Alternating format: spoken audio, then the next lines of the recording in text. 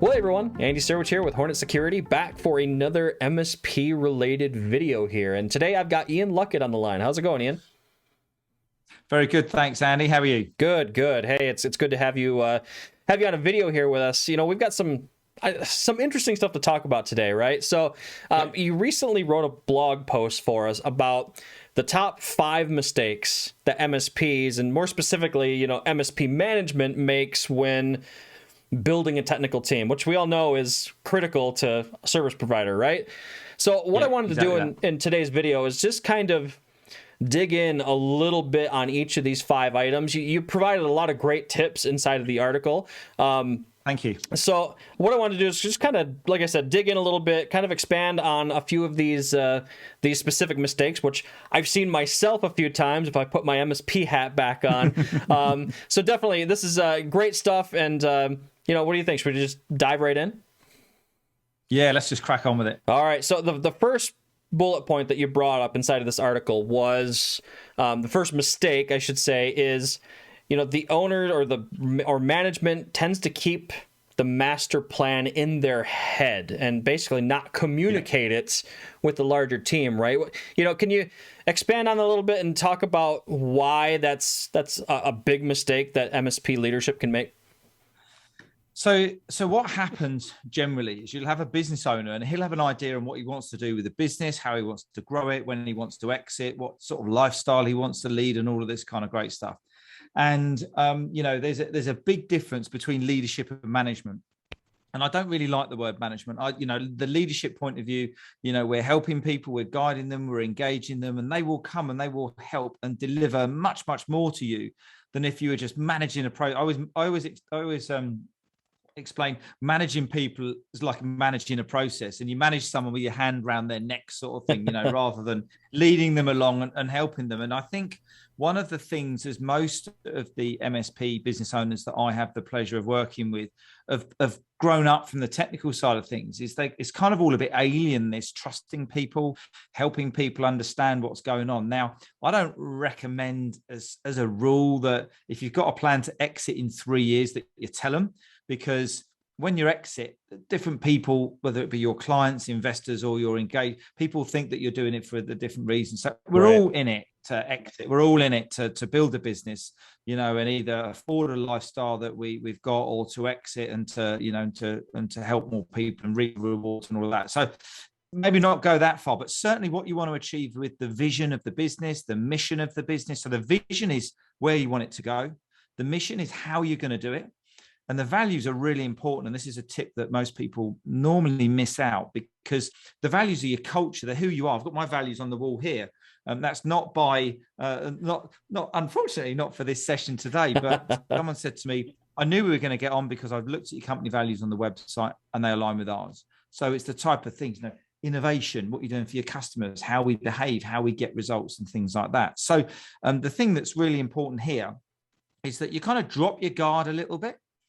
Get some engagement going with your employees, get some conversations going on. How can we be doing things better? How does that fit in the master plan? This is where we want to grow the business to so many clients or so many people in the next few years. And I want you guys to help me and to get engaged and to support the leadership team, if you've got one, in, you know, developing that plan, keeping it on track, keeping each other accountable.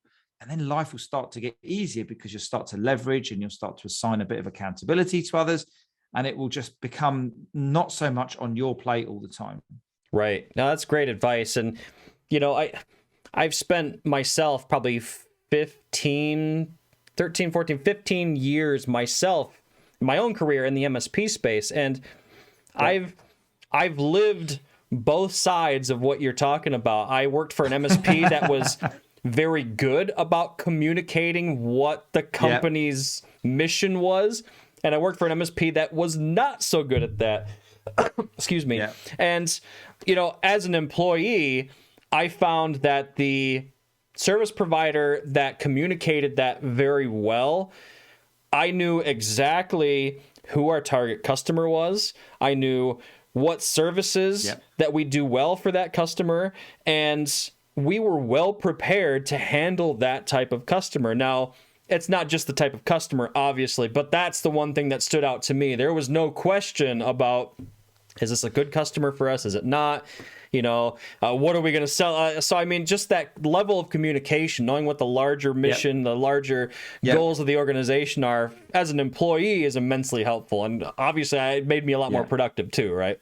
So the really important thing here is not to try and boil the ocean and try and do it all at once. If you're a larger MSP, then yes, it's going to take longer because you want to get more people involved in it. But when you're a small company, I was talking to one of my smaller clients this morning, and he was, I sort of said, just spend a couple of hours on this, settle it down, have a think about it, come back a week later. You might be out walking the dog or going shopping or whatever you're doing. You go, hang on a minute, that doesn't quite fit right, or this does quite fit right. So, don't try. This stuff takes a long time to get it all ready, which is why people don't do it, because they don't know how to do it and they get bored doing it. All right. So we, did a good job covering that first mistake that MSPs make, right? And so I want to kind of step into the second one now, and that is putting off setting individual targets. So as an owner of an MSP, coming up with those key targets for my staff, correct?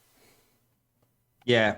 So the important thing here is to make sure that you have this expectation exchange. Okay, you're going to come into work in my company. I'm going to pay you some money. You're going to do some things for me, help and delight the customers and work with the team. This is what we call an expectation exchange. And the number one thing where we see this kind of falling down quite a lot in the MSP world is that the targets, the expectations on the team are never really tangible. And the great acronym SMART, specific, measurable, achievable, realistic, and time bound. It's not that easy to get all of those things into a target, but where you've got team leaders, you're going to find yourself doing lots of work yourself because you've come from a technical background. And when the time comes when you're going to leverage and grow and you're going to bring in team leaders and the business is going to grow and scale, you need to make sure that you're going to trust people with your newborn babies. It would be your business. And the way that we do that is through proper accountable target setting. And if you don't do it, then if you guys just come in and close all the tickets and have a bit of a laugh and everyone seems to be getting on quite well and then they walk off, then that's a good day done. But there's a couple of things that's going to go wrong there. Number one, they're probably going to get bored with that.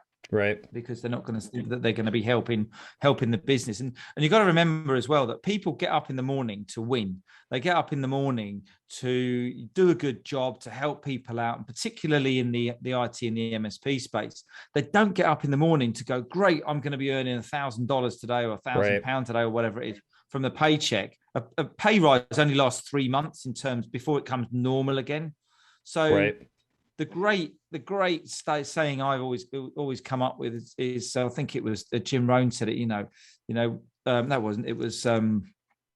It doesn't matter who said it. Just keep rolling. I can't remember. But it was about what would you do if money was no object.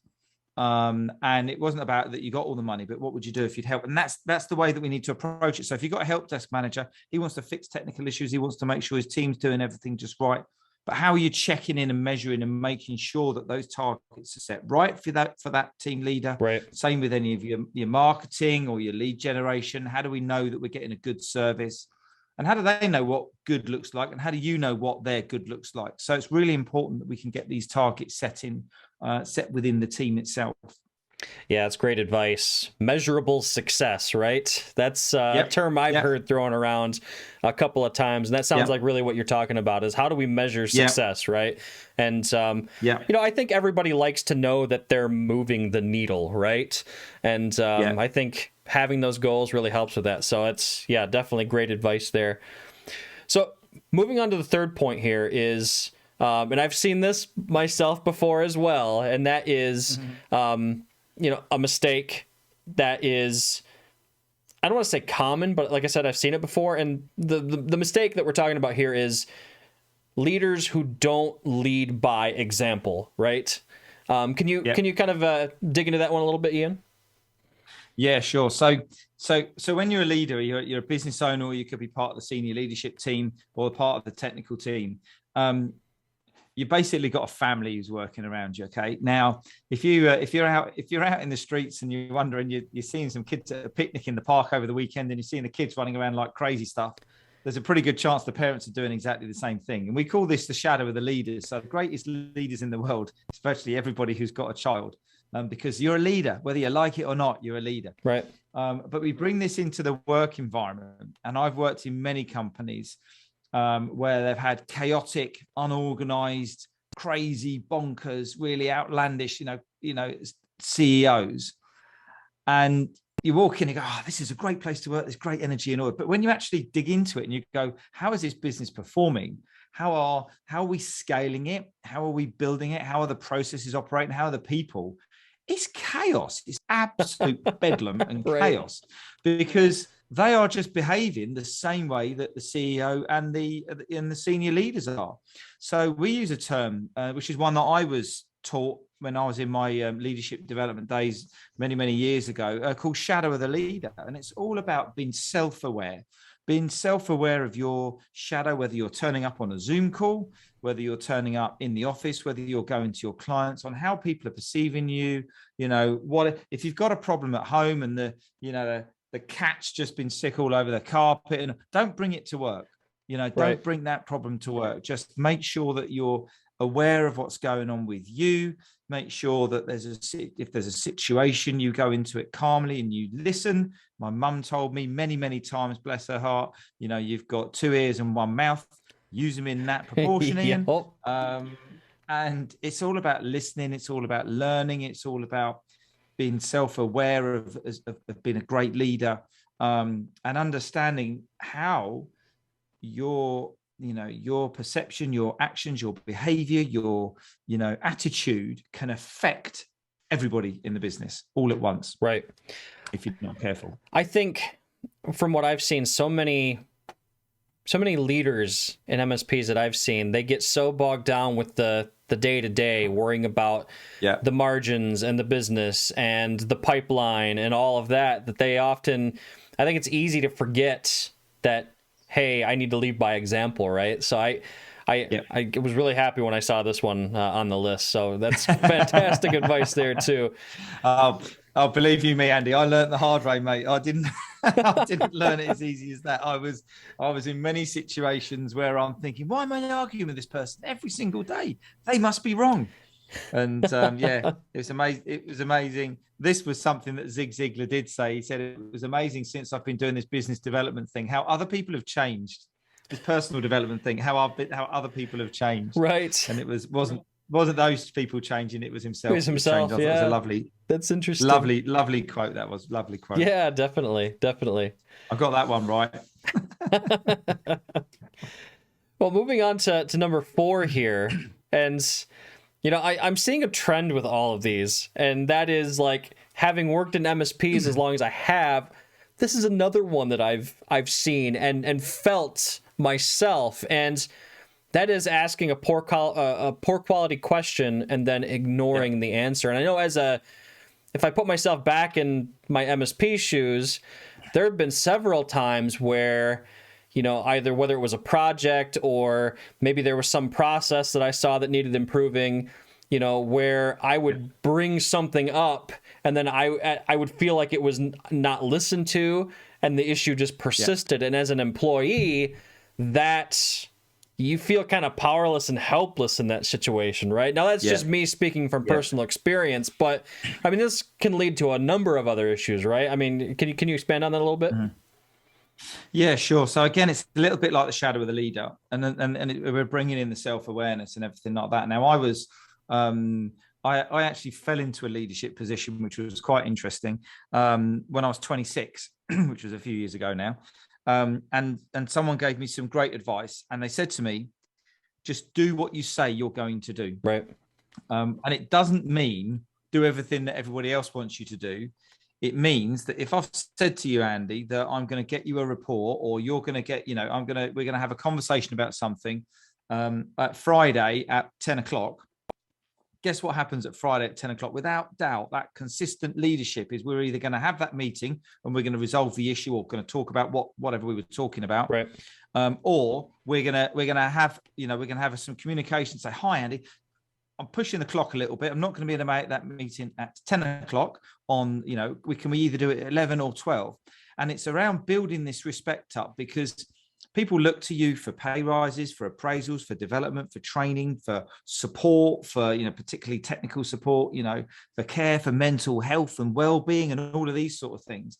And if they can't build trust, this is really about trust. If they can't build trust with you, knowing that you've got their back and you're going to look after them, then you're not going to get that engagement. You're not going to get that employee engagement. You're not going to get that connection, and you're not going to get that trust and that reliability that's going to support you when all the chips are down, all the servers go down, the brown stuff's hit the fan, and you say, hey guys, can you help me out? And they go, no, I'm all right, it's 5 o'clock, I've got to shoot. You have a very, very different involvement, a very, very different relationship with all your staff if you help to build listening skills, consistent leadership, doing, and you're not going to become a great leader overnight.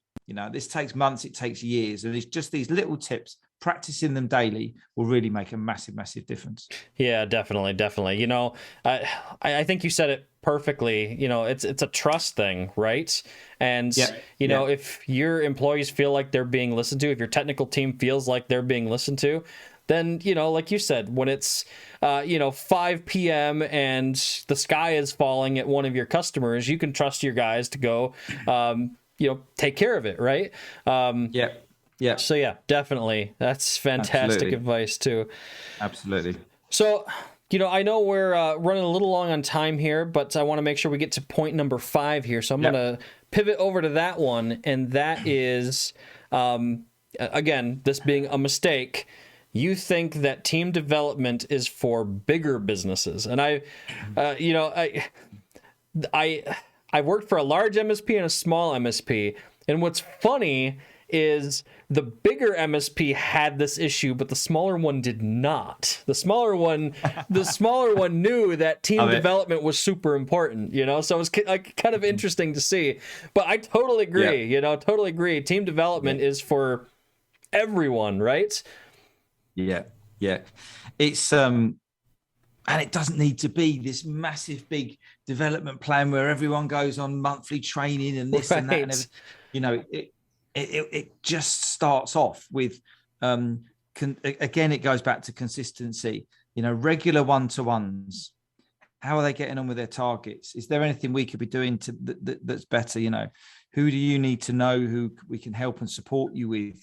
How's your role going? And all of these types of things. And again, it's an analogy I always used to use when I was working for a large corporate was, if I'd built my team correctly, they'd come in and they'd help me out on a Saturday morning without pay. If I got a problem, and I'm glad to say most of my teams I could, they would do that for me. And it's around that, building up that relationship with them, because as people go through, as you grow as a leader, people to start with, they kind of like follow you because they have to, because they're told to, but people will soon go, I just love what this guy or this girl stands for. I'm gonna just support them all the way, and not be afraid of developing people and them leaving, because people are going to leave one way or another. Either you're either going to fall out with them, they're going to fall out with you, their role's not going to be around anymore, or they're going to go and look for something else. But do you know what? If you have someone there and you train and you develop them, they do a great job for your clients. They help you support an efficient business that's developing great profit, and then they outgrow it. Pat yourself on the back and say, wow, what a great job you've done. You've enhanced someone's life. You've enhanced other people's lives. And, get over yourself and go and recruit someone else and say, look, do you want to do that? Go, yeah, brilliant. Follow this route. This is what the last girl did, and work it through like that. So, kind of be consistent, be caring, be self-aware, but don't be afraid to develop people, because they'll then leave. That's not the environment, that we want to be in from a leadership point of view. Right. Definitely. That's, again, I've said this about the other 4 points, but it is fantastic advice. And You know, No, it's no problem. It's just wildly helpful. And again, so much of what we talked about today has resonated with me because, like I said, I've kind of lived both sides of each of these, right? So it's been interesting to talk about. So no, that's great. Well, Ian, I really appreciate you coming on and talking to us about this today, and looking forward to more great articles and maybe some additional videos sometime in the future from you. 100%. So I'm never afraid of a video camera. Might have a bit of trouble with the sound every now and then, but Andy, I'm always happy to get on the camera somewhere. And no, but thanks again for the opportunity to contribute to the dojo and to the blog. It's amazing, and yeah, I look forward to popping up at a screen near you real soon. Definitely. We're looking forward to hearing more from you. And all of you watching, really appreciate you coming out and watching another video. We'll have some more great content for you coming in the future. And be sure to check out the other Altaro dojos. You can access all of them by simply going to www.altaro.com/dojo. And we've got stuff on VMware, Hyper-V, MSP, backup and DR. We even have a dojo for M365, for Microsoft Azure, and Windows Server content coming in the near future as well. So you'll be able to go to that URL and pick your poison. Other than that, thanks for watching. Have a great day.